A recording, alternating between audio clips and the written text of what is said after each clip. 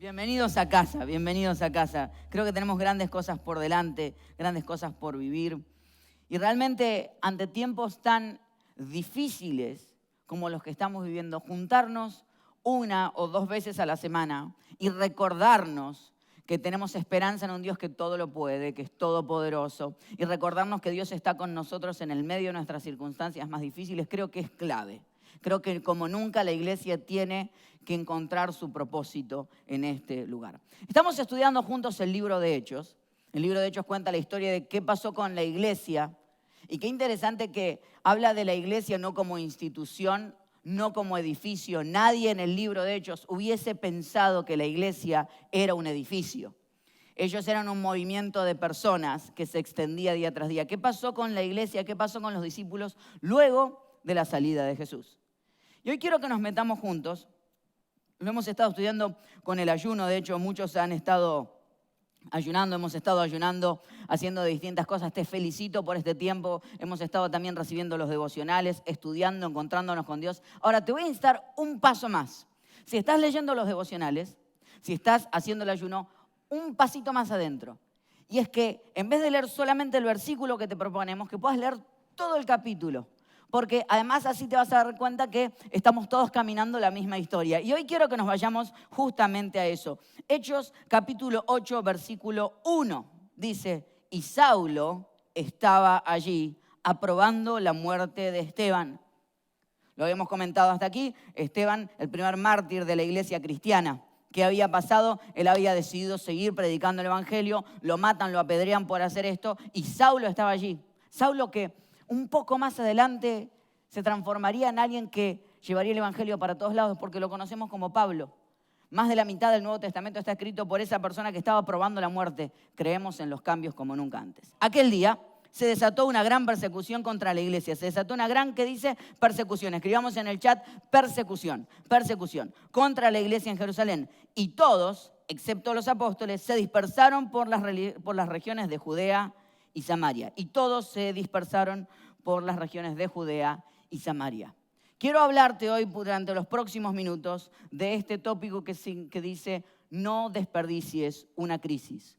No desperdicies una crisis. Vamos a hablar de lo importante que son las crisis en nuestra vida y creo que todos nos podemos relacionar en este momento. Creo que estamos viviendo una crisis. Creo que todos podemos decir, bueno, yo en esta me puedo relacionar con el tema. Hay veces que el tema de la enseñanza no me pega, pero hoy sí. ¿Qué hacer con una crisis? Y lo primero que quiero hablarte es que fíjate lo que le pasa a la iglesia. La iglesia está viviendo su mejor tiempo.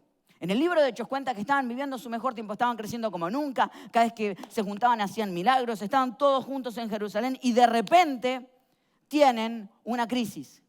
O para ponerlo en otra palabra, tiene una disrupción. La disrupción es una finalización constante, pero un corte instantáneo de aquellas cosas que estás viendo. Una disrupción. En un momento las cosas cambiaron. Y comienzan a vivir una crisis. Y comienzan a decir, los empiezan a perseguir. De repente estaban pasándolo bien y de golpe empiezan a perseguirlos y se tienen que esparcir por todos lados. Ahora, las crisis traen dentro suyo dos cosas.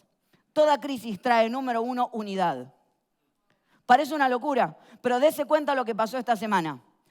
Esta semana el jefe de las Naciones Unidas le habló al mundo y le dijo, es tiempo de cesar el fuego. O sea, el mundo empezó a conversar la posibilidad de parar todas las guerras. ¿Cuánto tiempo hacía que todos gritábamos y orábamos y pedíamos por paz mundial? ¿Quién iba a decirnos que una crisis, un virus más grande que lo que alguna vez hayamos imaginado, iba a llevarnos a tal vez considerarlo a nivel mundial que es tiempo de bajar nuestras armas? Como nunca la crisis tiende a unirte. Y de hecho, eso le pasa a la iglesia. Pero pastor, estamos leyendo todo mal, porque dice que se dispersaron. No. La unidad no tiene que ver con el hecho de estar juntos. Tiene que ver con el hecho de estar todos unidos con un mismo objetivo.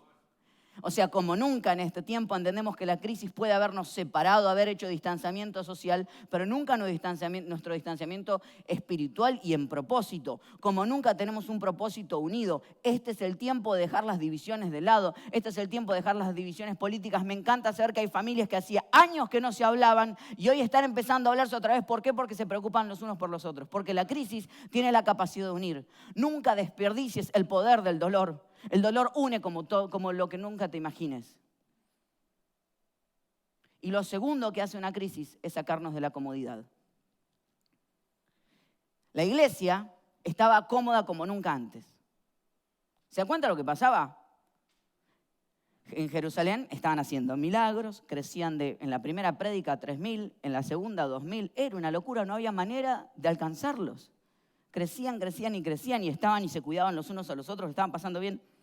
Pero, ¿se acuerdan lo que estudiamos en la primera enseñanza cuando hablamos de Hechos capítulo 1? Que hablamos de que Jesús les dijo que ellos iban a ir de Jerusalén a Judea, de Judea a Samaria y de Samaria a todo el mundo. El objetivo era llegar a todo el mundo y lo estaban pasando súper bien en Jerusalén.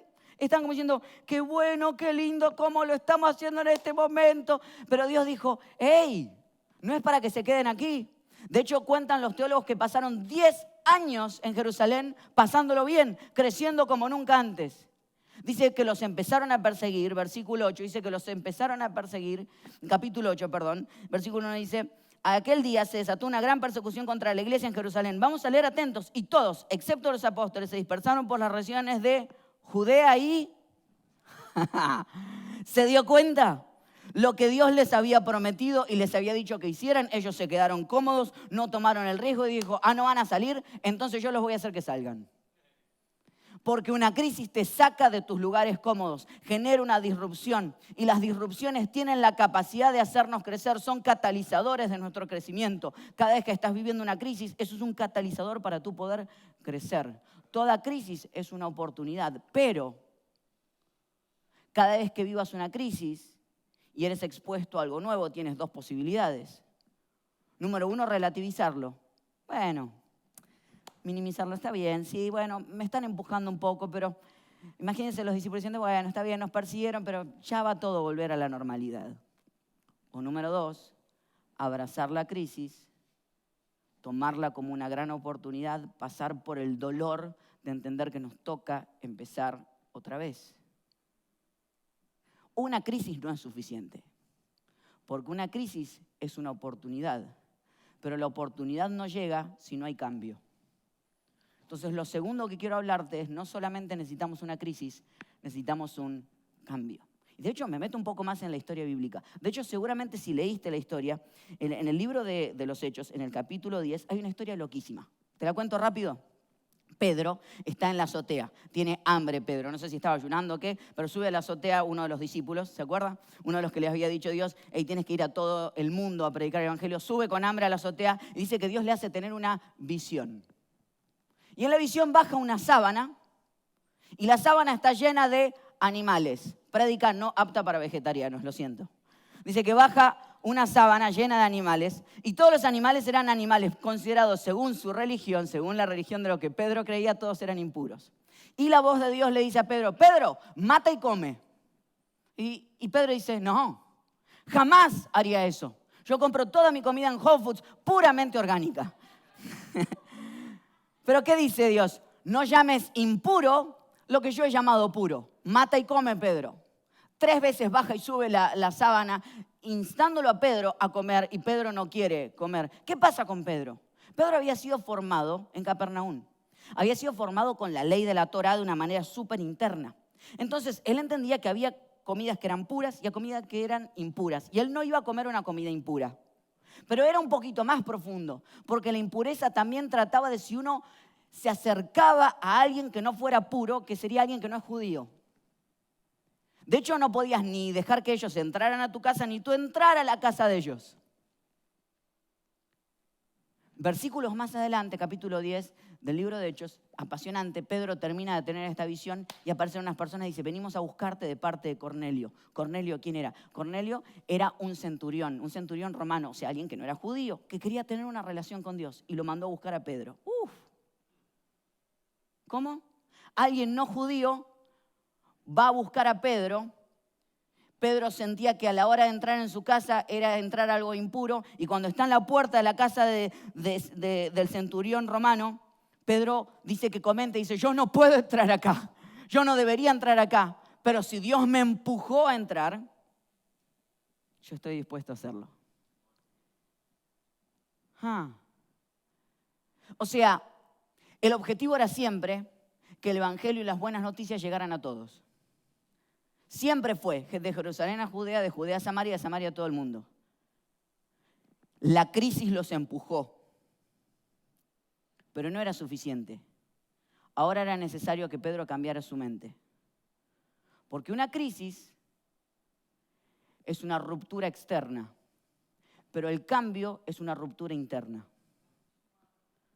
Porque puedes estar llenos de oportunidades, y la crisis es una oportunidad, pero la oportunidad no se consuma hasta que tú no cambias tu cabeza. Por eso hay cantidad de personas que en este tiempo lo que están esperando es que las cosas vuelvan para atrás. Es decir, cuando todo vuelva, tuve una reunión esta semana con un grupo de gente y tenías que escucharlos cuando ellos hablaban, decir, cuando todo vuelva a la normalidad.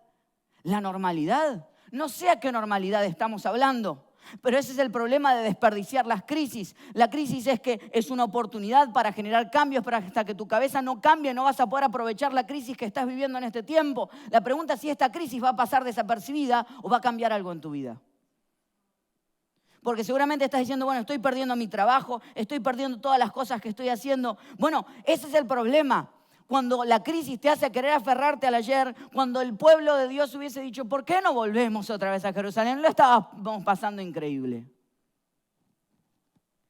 Porque la crisis es una oportunidad, la oportunidad de un cambio, y el cambio genera bendición para otros. Porque tú y yo hoy estamos comunicados hablando de Jesús gracias a que ellos cambiaron su cabeza. ¿Cuánta gente va a recibir un mensaje de amor, de esperanza y de cercanía de Dios gracias a que tú cambies tu cabeza? A que aproveches esta crisis y la transformes en una oportunidad. No, pero claro, el cambio está tan mal visto en esta sociedad. Porque, y de hecho hasta a veces nos saludamos y cuando nos dejamos de ver decimos, nunca cambies, nunca cambies, nunca cambies. ¿Será? ¿Será que nunca tenemos que cambiar? En una sociedad donde agarramos a los políticos y los ponemos a ver si han logrado mantener la estabilidad de lo que decían hace 10 o 20 años atrás. Y cuando cambian decimos, comprometió sus creencias. No comprometió sus creencias a veces. Y no me estoy metiendo en política, pero hay veces que no comprometimos las creencias, lo que hicimos fue cambiar. Bienvenida sea la capacidad y la posibilidad de ser flexibles. Odio cuando a alguien le preguntan, si volvieras a nacer, ¿qué harías distinto? Nada. Haría todo lo mismo que hice. Entonces no hemos aprendido nada. Si vuelves a vivir, yo espero que cambies muchas cosas. Espero además que si la palabra dice que las misericordias de Él son nuevas cada mañana es un renacer, cada mañana es una resurrección, entonces cada día puedes cambiar. Y si cambias podrás hacerte parte de la crisis que estás viviendo, porque el cambio no llega sin la crisis, pero la oportunidad no se consuma sin el cambio. La oportunidad no llega sin la crisis, pero la oportunidad no se consuma sin el cambio. ¿Qué cosas en tu cabeza hoy tienen que cambiar? ¿Qué cosas a las cuales estabas aferrado tienes que soltar? Y tienes que decir, pero si cambio significa que soy un fracasado. Error. El fracaso no es nunca una identidad, es siempre un evento. El fracaso no es nunca una identidad, es siempre un evento. Puedes fracasar, pero eso no te hace un fracasado. O se lo vamos a decir a los de la Casa de Papel. ¿Qué estuviste haciendo el viernes? Estamos todos al día. Si yo contara el final, ya deberían estar todos al día. No lo cuento. No, está bien, no lo cuento, está bien. Porque me lo piden, no lo cuento. La Casa de Papel, la famosa serie que todo el mundo mira, cuando recién salió y salió creo que por Antena 3 en España, mucha gente ni siquiera le prestó atención. ¿Fue un total fracaso? ¿O fue un evento? Y fue la capacidad de insistir en el cambio, insistir en lo que estaban haciendo que los trajo hoy al éxito que están viviendo? ¿Soy un fracasado? No. Puede que haya fracasado.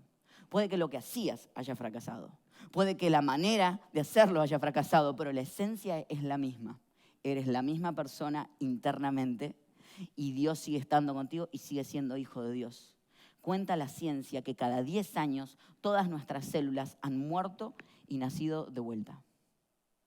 O sea, de 10 años para acá, de 10 años atrás de acá, ya no eres el mismo que hace 10 años atrás. Todo tu cuerpo cambió, pero tu esencia es la misma. Si tu cuerpo cambió completo en 10 años, ¿por qué no has de cambiar lo que haces, cómo te comportas, con quién hablas y por momentos hasta qué crees? ¿No será tiempo de revisar entonces? Porque Pedro estaba a la puerta de experimentar un cambio como nunca antes, pero su manera de pensar lo detenía. Pedro resistió a Dios queriendo defender a Dios. Yo, no, tú me dijiste que no, pero digo que sí. ¿Estás dispuesto a abrir tu cabeza al cambio? La crisis genera oportunidad, pero la oportunidad nunca se consuma si no hay un cambio. Y por último, con esto quiero invitar a que la banda me acompañe, por último, cuenta la historia que ellos empezaron a ver cómo la iglesia se expandió como nunca antes. Crisis, cambio, creación. La creación de un nuevo normal. Crisis, cambio, creación de un nuevo normal. ¿Cuándo volveremos a la normalidad?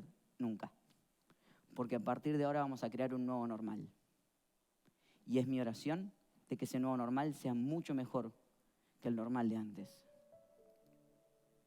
Que estemos más unidos, que tengamos más claro nuestro objetivo en la vida, que podamos valorar más profundamente lo que realmente es importante. ¿O no diste todos los días de tu vida por un trabajo? Le robaste tiempo a aquellos que más te aman y hoy ya ni siquiera puedes ejecutar ese trabajo. ¿No tenemos que acomodar los valores? La crisis te está dando una oportunidad. Pero la oportunidad no se consuma si no hay un cambio. Y que el cambio nos lleve a generar un nuevo normal. Qué interesante que Pedro tiene una conversación con Dios. Y que la voz de Dios le llevó a crear un nuevo normal. Estaba viendo el otro día la serie, no era una serie, pero una película en Netflix de los dos papas. No sé si la han visto, pero sensacional para ver. Y hay una conversación que ellos dos tienen, donde uno habla de decir, yo no puedo comprometer las creencias. Y el otro papa le contesta, no es comprometer las creencias, es cambiar. Y uno dice, pero Dios no cambia. Y el otro papa le dice, Dios sí cambia, Dios siempre avanza.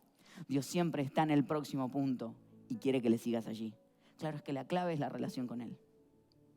Y me encanta saber de que Dios nunca nos grita desde nuestro pasado. Porque si nos gritara desde nuestro pasado estaría lleno de errores.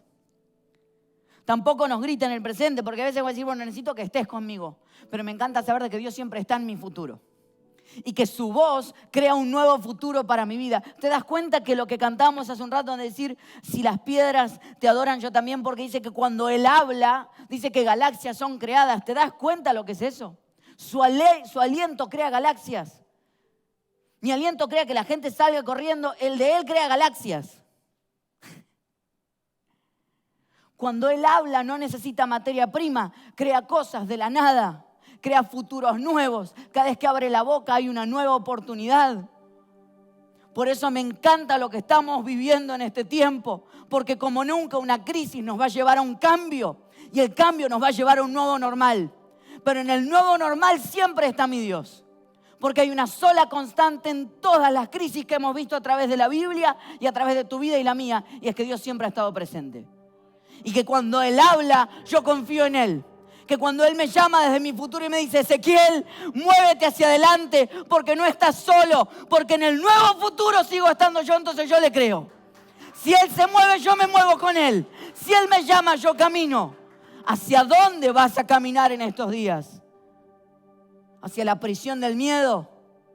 hacia la prisión de esconderte, a seguir llorando por ayer o a llenarte de esperanza por un mañana que es increíble. Toda crisis genera una oportunidad. Toda oportunidad se consuma por un cambio. Y todo cambio genera una creación nueva. Porque cuando Él de la nada formó entre tierra y barro, sopló vida. Y su voz creó la vida que hoy conocemos. El mismo Dios te está llamando a un nuevo futuro. Uno que puedes empezar a vivir hoy. No en posibilidades, sino en mentalidad. Señor, te doy gracias en este día. Gracias por lo que está pasando ahora mismo. Gracias porque hay gente que está cambiando el corazón ahora mismo. Señor, hay lágrimas ahora mismo que son las lágrimas de llorar el pasado, de hacer luto con lo que vivimos. Señor, pero también son lágrimas de una nueva vida, de abrazar un futuro como nunca antes. Señor, yo te pido que nunca nuestras ideas, nuestra manera de entenderte, nuestra manera de entender la vida nos detengan, Señor. Que seamos gente que pueda regenerarse una y otra vez. Pero aún en el cambiar de lo que hacemos no cambia nuestra identidad, que somos hijos tuyos. Señor, llámanos desde un nuevo futuro. Que seamos cristianos, que seamos una luz en el medio de estas tinieblas.